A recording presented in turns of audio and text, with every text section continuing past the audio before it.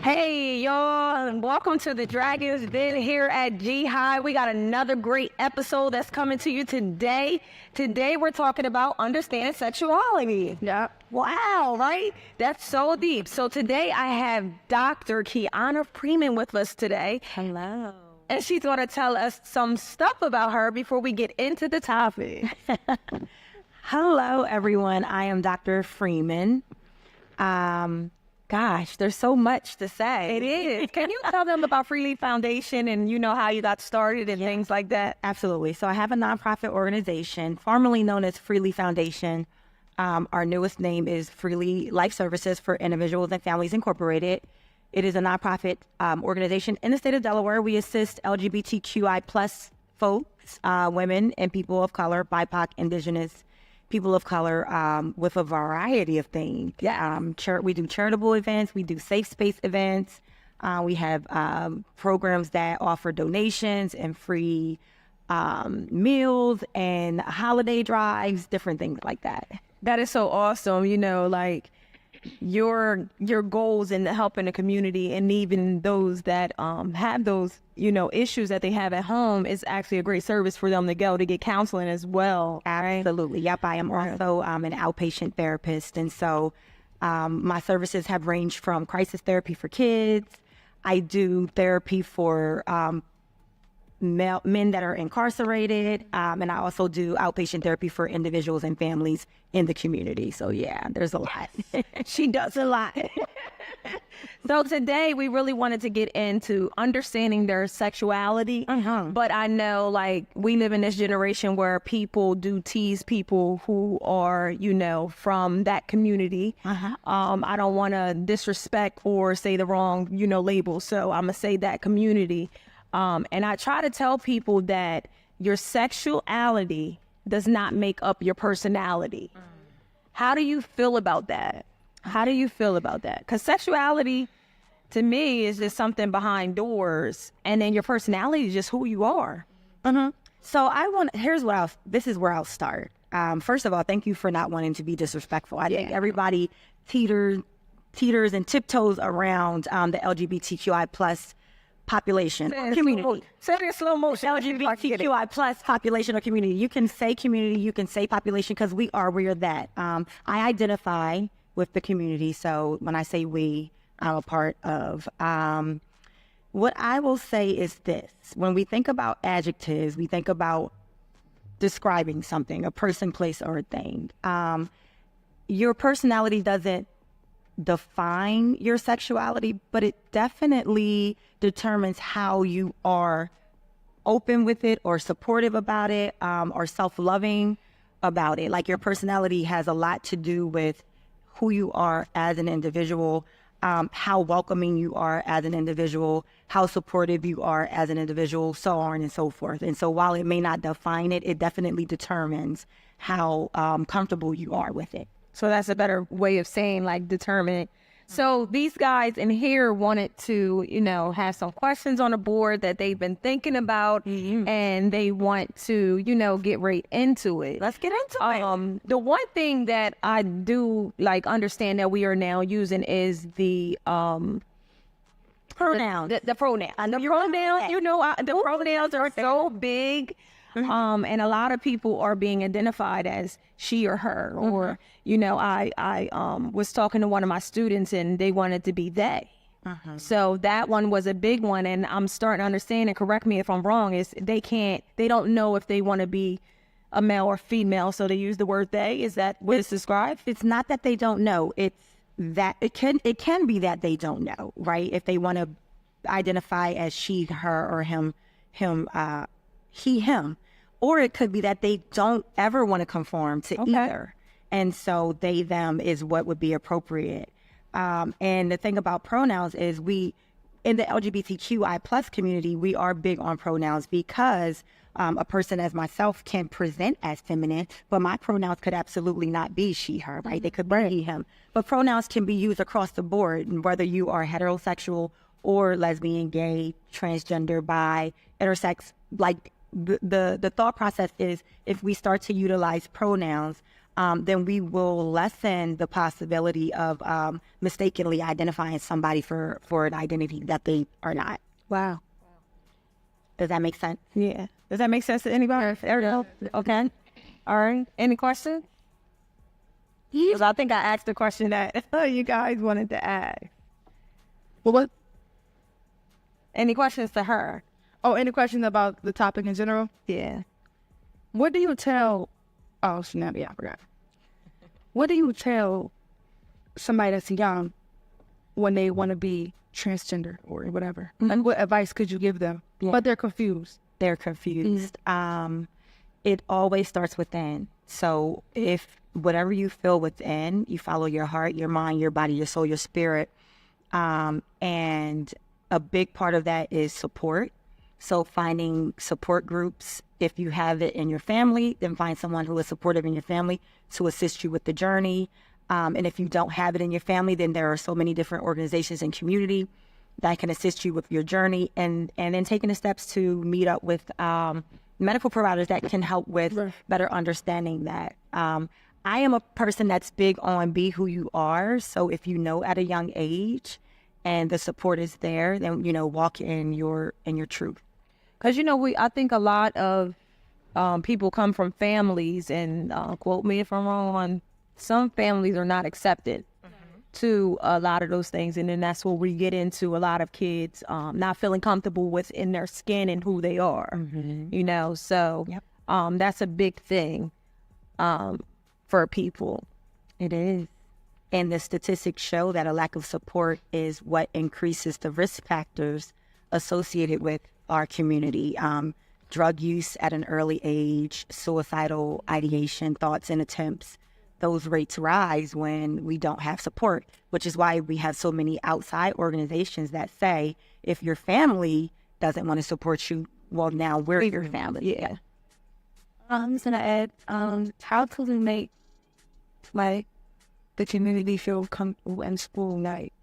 There's a lot of kids that walk around that don't know that they're in bed, or we're confused. Yeah, just confused, and they don't feel like support from. Yeah, the biggest thing is just saying, if I support you no matter what, no matter which way you go, no matter who you decide you want to be, I'm here. And whatever that looks like for you as an ally, I don't know if you are or if you aren't, but the big term is ally. If you don't identify, then being an ally is really important. And it says, no matter what you decide, and it would be the same if you were heterosexual. If you decided, tomorrow I want to play basketball and today I want to play soccer, right? Or if we had, we have these gender conforming sports. If there's a young lady here that doesn't want to play volleyball, but she wants to play football, then we would say, I support you in whichever way you decide to go. It's the same concept. You just tell them whoever you are today, I support you. Who are you today, right? What are your pronouns? What would you like me to call you? Those are ways that you can support on the very basic level. Do y'all have a GSA here? A High School Gay Straight Alliance Club? No. Okay, so y'all don't. A lot of schools do, Or starting to have. and and if you don't, you should, because that is another way to support. Those clubs allow allies, those who don't identify as LGBTQI+ students, to go in and sit and talk and play games and have food and just find out different ways that you can be supported. I think they do have a place where they do go. But what I can say at Glasgow, it was very different for me, maybe not for them, but coming into this school and working in different schools, this school has been welcoming to a lot of students. Okay. Male students, because, they make it the whole thing where girls are accepted because of that, but then they don't make it open for boys. It's really Big stigma. So, it's a big stigma. So to see males able to be themselves and certain guys here, it's actually really welcoming. It will make you be like, oh, okay, it's okay to be yourself. It is. I was surprised that a lot of people don't pay attention to it. I think it's important to stick together when we think about things like this, because we have so many things on the outside that's trying to tear us down, break us down. As a culture, as a community, I think it's important that we all, no matter what, are accepting of each other and stick together, because things outside of school, like life gets real. You know what I'm saying? It does. And here should be a safe space. Yeah. And I think the principal has provided them with a lot of, you know, having spaces where they can feel comfortable here, because he's willing to be like open with them, have conversations with them and understand like a lot of the things that the kids are going through, because he knows, like, and he talks to them. And you know, a lot of the principals, not knocking anybody else's principal, but I'm just saying our principal, our principal is very active in a lot of things. And if you go on, you know, his page, he's in the lunchroom. If he got to be a cafeteria lady, he's the cafeteria lady. Oh, I have that. Be in the classroom, he's in the classroom. He's in the hall, he's in the hall. He's not always at his desk. He probably is not at his desk more than most principals. That's crazy. So it's a great thing to have a principal who is willing and open to allow these kids to be themselves. Yeah, I love that. Somebody else had a question. I think. Okay. I was gonna say, you think social media has an influence on how kids act based on their sexuality? Right. I think anything can be influential. Yeah. And the influence can go either way. It can be that this child is behind closed doors, knowing who they are, and they don't know how to be that out in public, but something they saw on social media encouraged them to be open, right? I don't know that it can make anyone be or identify as an orientation that they're not, but it could certainly help with openness about it. Good question. My question was going to be like, what's the best way to like talk to somebody or like approach somebody like with that, so you don't offend them? Mm-hmm. Oh, right. Yeah. You can. We are big on folks asking questions and not insulting. If you ask, it's okay because you don't know. And so if you want to know how someone identifies, you can ask. If they are open with answering, great. And if not, then you don't push it. And again, ask for pronouns. And that's it. Like, ask any question, just ask. It's okay. A lot of people think that it's not. They think that we're going to get offended. We don't. We want to educate you. We want you to get it right. So whatever question it is, if you feel like it's offensive, then just think of a different way to verbalize it, like ask it in a way that may not be offensive. You can also let them know, I'm asking because I want to be educated. I'm asking because I want to support you, and then go into your question. Okay. What does a person do when they feel like their parents is trying to force their sexuality onto them? Mm-hmm. Oh, wow. It happens a lot. There are groups outside of home. There are organizations outside of home that, because we've all been through, I knew at a very young age how I identified. Mm-hmm. When I was your age, though, it wasn't that it wouldn't have been accepted. I don't know. We didn't know. We didn't talk about it. Yeah. Right? So I was a 7-year-old girl behind closed doors wondering what was wrong with me, because we never talked. My parents were man and woman, and we just didn't. Who knew that there was another identity, right? I was raised in the church, and so it was just always man and woman. And so when I knew that I was attracted to girls at that time, I was a girl. I thought something was wrong. I didn't know that lesbian was a thing. And so for some of us, it was never that our parents forced it. It was just something that we just never knew, right? Fast forward, it's out and people are who they are. And now we have individuals going through things where parents want to force their sexuality on them. Or they tell them that it's a sin, it's against the rules, you should be this, you should be that. In those situations, you can let your parents know, like, I am who I am. And if you love me, right, you love me, right? You should love me for everything that I am. And if the support is not there, then again, there are so many organizations outside of home. Okay. But walking in your truth is so important. Our question was, because some kids have parents, like they have like 2 moms or 2 dads. Do you think that can have an effect on them? Like, yeah. Let me ask this question. My mom and dad were married for 55 years. They were my grandparents, but they were mom and dad. And I'm a lesbian. So did their straightness have an effect on me? Right? It's the same concept. We are who we are, no matter what your parents look like. And I have a son. He's 23, and he is a heterosexual, cisgender man. He does not identify in the community. So, and I came out when he was 1, and he is straight. So my answer is like, right? The proof is in the pudding. Now, does that mean that kids don't want to mirror certain things that they see? No, it doesn't mean that, because that's a thing, right? We want to mirror different things, but a lot of times we know by the age of 5 what our sexuality is, whether we have 2 moms, 2 dads, a mom and a dad, a trans mom, a trans dad, and so on and so forth.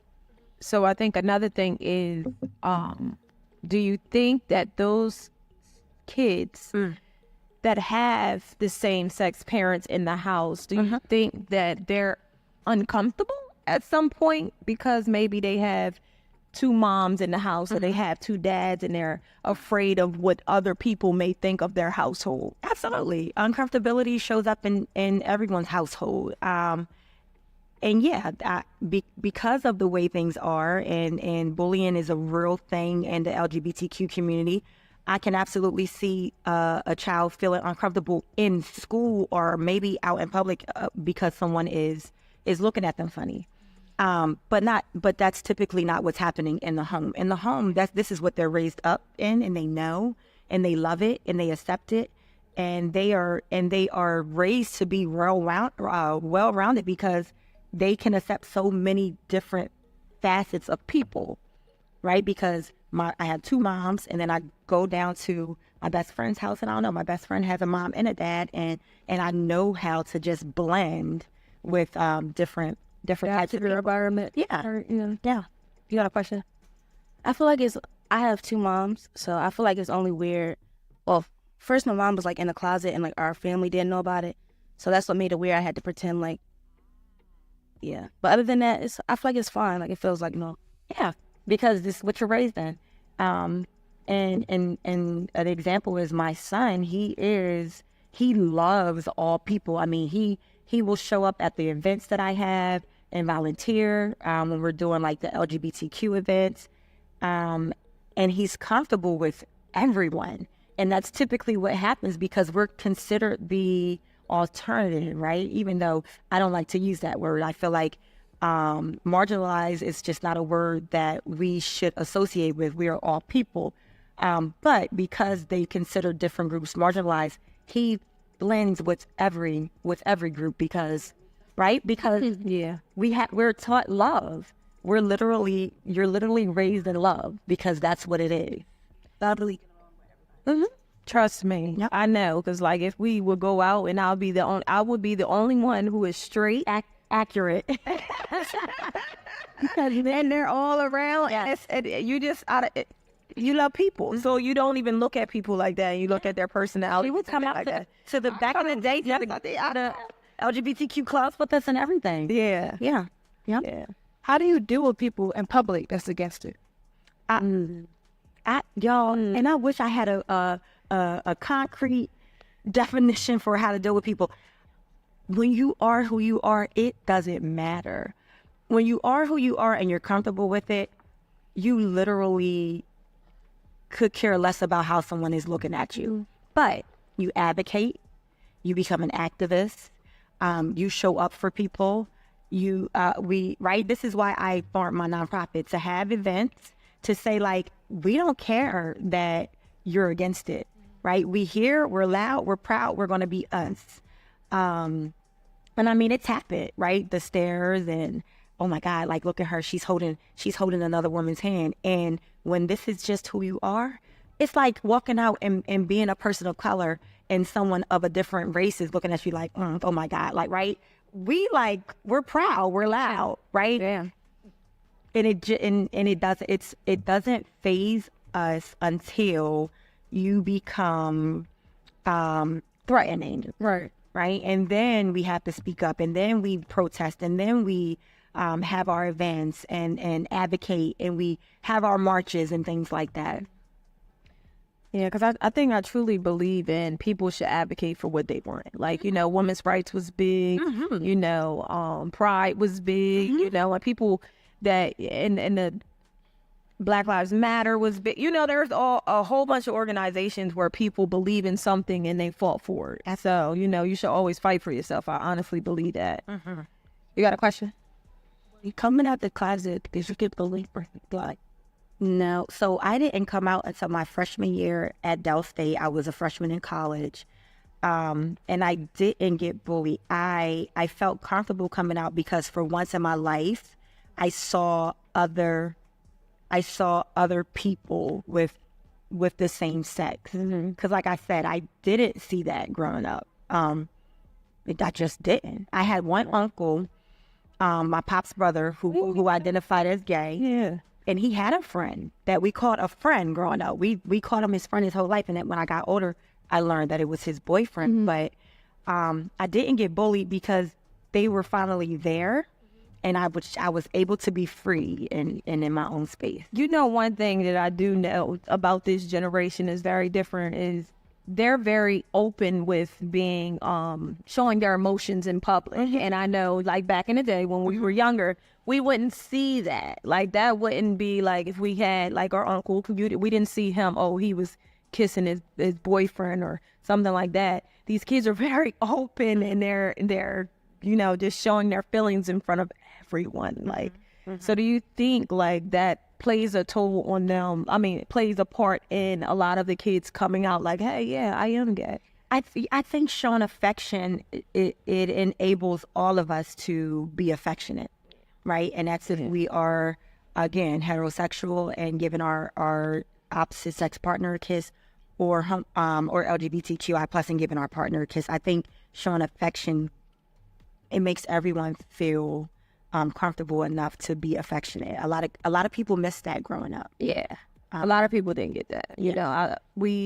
I know people who was not told, I don't love you.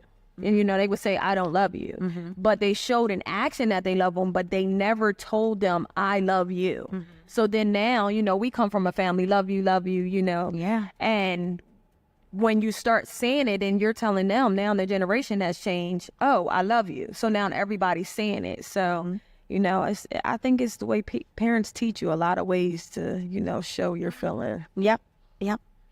Do you think that sexual assault from the same gender as a child can affect their sexuality when they get older?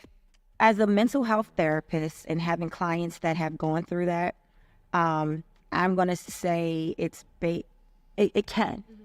Does it affect everyone the same? It doesn't. But I do have some clients that have, who went through, they were confused because they weren't able to tell anyone that it was happening.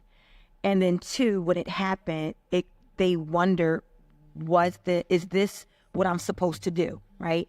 Not because they identify as LGBTQI plus, but because that person was a predator and it was happening. And again, they couldn't talk to a family member or a therapist that could tell them, that shouldn't have happened. So yes, it can, for some, but not for all. That was a great question. Any other questions? I mean, there's so much research to be done on that, of course. How can they help come volunteer when you have your next event? Because a lot of them do like to come out and volunteer. We do a lot of volunteering. Yeah, if I could get a point of contact where I can send in a flyer, I can send it to you. Yeah. You could post it up in the school. There's always an email address and a phone number, and I love volunteers. And I think y'all need volunteer hours to graduate, right? Or did that go away? We do. Okay. Yeah. So I'll send it in to Mrs. Johnson, and she can post it, and y'all can reach out. Yeah. Go from there.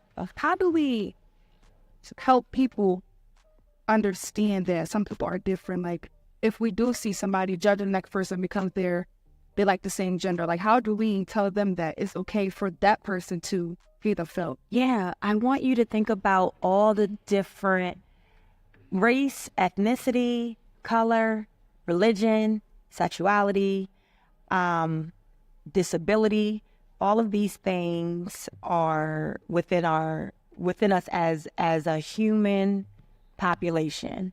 And the same way that you would be accepting of your white friend or your Asian friend or your friend with a disability or your friend who is a man or your friend who is a woman, of your friend whose pronouns are they, them, it is you accept them, you teach them to accept on the same level. And again, it's always leading with love. Like I don't use that word lightly. I feel like when we are walking in our spaces as our true selves, love is the creative force. It's leading with love. It's leading with acceptance. It's leading with understanding that in no way are any of us the same. Right. And that is just how you understand that you should be able to accept this person and that person for their orientation. If you can accept that you're Baptist and he's Muslim or right? Or she's Buddhist or whatever the identity is, You should be able to. none of us are the same. Right. We were all born different. A question is, like, do you, like, see somebody or, like, be around or, like, in a bad rent with somebody, they, like, I don't like, show you signs that they might be, like, Curious? what would be the best way, like, and you, like, I don't want to ask you, like, and they might be trying to throw your hands to, like, kind of ask them, like, shit. But You can ask. It would be up to them to answer. They may not be ready. And if they're not, then again, don't push it. You wait for them to come out. But if you feel like there are signs, most times it might take you to get them to a space of comfortability with finally coming out with it. And so it's okay to ask. And I'm going to say that 1,000 times. It's okay. But I think it's more if everybody's like, on their side and helping them out, they'll feel more better coming out. Right. Because a lot of people do be afraid to come out. And, a couple students have told me they want to be identified as her now. So, I've been thinking, like, living your truth. Like, if that's what you want, then you need to start telling people, this is what I want. I want to be recognized as her. And, and I don't think there's nothing wrong with that if that's who you are, because honestly, y'all, nobody's going to live your life but you. You're going to be the ones that live your life. You're going to be ones when you step out of this door that's going to get your job. You're going to get your car. You're going to get your house. You're doing it for yourself. Yeah. You may not see these people again, but you have to live for yourself, not for everybody else and what everybody else thinks. No. And I mean, I'm going to say don't feel forced to do it. But when you are at a level of confidence to do it, do so. And if you need help, if you need support with feeling confident in doing it, then that's when your community leaders and your therapists, they come into play to help you with that. How do you support, like, kids growing up, like you said, like 5? How do you support them, like, if they don't know what their pronouns are or if they want to be gay? Like, how do you support them and help them find, who they want to be? Yeah. You talk about it, right? Ask questions, teach them. Sometimes they may not even know the language yet, so it's being open about it, talking about it, teaching them, going to events that are open, that they can go out into and feel connected to, if that's the case, or disconnected from if it's not the case, and tell them that it's okay and that no matter what, right, I love you and I support you. On social media, I see a lot of women having problems with being called a cisgender woman. How do you feel about that? Like, should we just be called regular women, like just women, period, and just call trans women trans women? What was the whole? Oh yeah, making cis. That's a wait. And it's not. Here's the thing: cisgender is a real term. If we identify with how we were born, we are cisgender. We use the term now because, and not to say that transgender is new, because it's not, but we are, in this day and age, we are openly, right, knowing that folks identify as trans, whereas back in the day, a lot of them had to be closeted. And so we didn't have to use the term cisgender, but today we should, because it's not offensive. We are, again, if we identify as who we are born, we are cisgender men and women, cisgender girl, cisgender boy, right? It is a real term. And so you don't a person should not feel offended. People do, but a person should not feel offended because it's just like us saying that, right? As women, we have certain body parts that men who are born men don't have. That makes us cisgender women, like it makes them cisgender men. And then we have our trans community who are identifying as a gender that they were not born as, that makes them trans. And it's not offensive because they are real terms. They're real words. We didn't just pull them out the hat right last year and say, oh, we're going to come up with cisgender. No, it's been a term our entire life. We did. We just started using it like we just started using pronouns because there have been so many instances where the LGBTQI plus community have experienced microaggression and disrespect because some people intentional and some people less of education. And so the educational portion is we use pronouns and we say cisgender, we say transgender, and some trans people will say, I'm just a woman, right? Or I'm just a man. Just like a cisgender person will say, I'm just a man or I'm just a woman. But it can be personal preference. So like I said, a trans person can say, I'm just a man, I'm just a woman. Like a cisgender person can. That makes more sense now because I didn't know trans women were saying, oh, I'm just a woman. But now saying that. Yeah, so it's preference. We should use the terms because it eliminates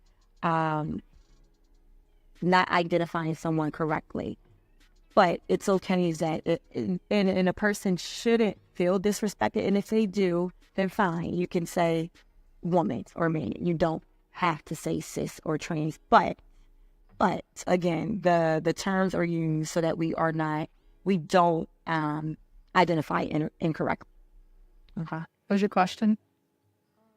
When you look here, I'm gonna saw and move on again. Second for the twin chance, and there is one, and so your luck line thing that they're.